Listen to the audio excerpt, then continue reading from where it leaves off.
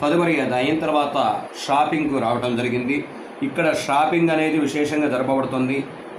అంటే ఈ గూడ్స్ రూపేణ వచ్చేటటువంటి ఎలక్ట్రానిక్ వస్తువులు కానీ, ఎలక్ట్రికల్ వస్తువులు కానీ, తదుపరి ఇంకా ఏంటంటే పిల్లలకు పెద్దలకు ఉపయోగించబడేటటువంటి ఈ యొక్క షర్టులు కానీ, అదేవిధంగా ఇంకా ఆడపిల్లలకు సంబంధించినటువంటివి మిగతా వస్తువులన్నీ కూడా తీసుకోవడం జరిగింది. అవి కూడా తీసుకునేటటువంటి విధానంలో మనం ఏం చేయాలంటే, వాళ్ళు దాదాపు ఒక 10 రూపాయలు చెప్పారంటే మనం 5 రూపాయలుగా అడిగేటటువంటి విధంగా ఉండాలి.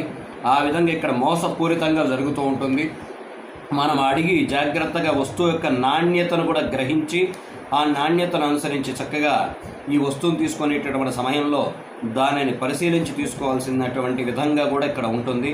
అంత జాగ్రత్తగా ఉండాలి ఇక్కడ. అదేవిధంగా ఇక్కడ కొన్ని వస్తువులు మా పిల్లలందరూ కూడా తీసుకోవడం జరిగింది. ఆ వస్తువులన్నింటినీ కూడా గ్రహించుకొని ఎంత రేటు ఉంటాయి అనేటటువంటి విధంగా చూసుకొని తీసుకోవటం, దాంట్లో అడిగి మరీ తీసుకోవటం జరిగింది.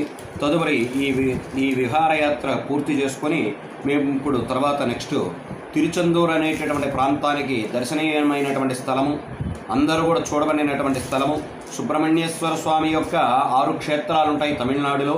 ఇవి 6 క్షేత్రాలు కూడా చాలా విశేషత కూడినటువంటి క్షేత్రాలు.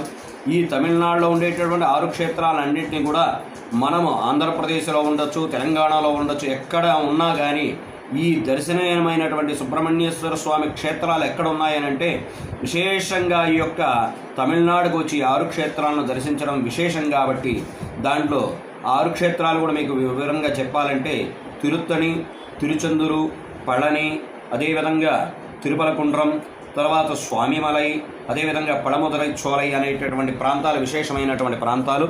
దానిలో భాగంగా తిరుచెందూరు అనేటటువంటి ప్రాంతానికి మేము ఇప్పుడు బయలుదేరి వెళుతూ ఉన్నాము. తిరుచెందూరు సుబ్రహ్మణ్యేశ్వర స్వామి యొక్క క్షేత్రాల్లో విశేషమైనటువంటి క్షేత్రం. ఈ క్షేత్రంలో సురసంహారం స్వామివారు చేయటం జరిగిందనేటటువంటిది ప్రతీతి. అంటే ఈ యుద్ధమైనటువంటి తారకాసురుని సంహరించేటటువంటి భాగం అక్కడే జరిగిందనేటటువంటి విధంగా చెప్తారు. అంటే పూర్వకాలంలో ఈ యొక్క సకల దేవతలందరూ కూడా ఒక రాక్షసుడు అనేటటువంటి వాడు ఉద్భవించడం జరిగింది. ఆ రాక్షసుడికి తారకాసురుడు ఆయన పేరు.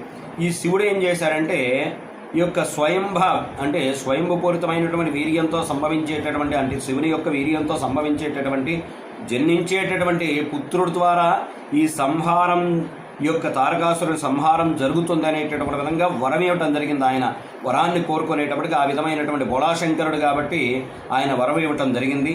ఆ వరం ఇచ్చిన తర్వాత తదుపరి దాన్ని అనుగుణంగా ఎంతమంది దేవతలందరినీ కూడా ఇబ్బంది పెడుతూ ఉన్నాడు ఆ తారకాసురుడు. అదేవిధంగా సకల దేవతలు కూడా ఆయన బాధను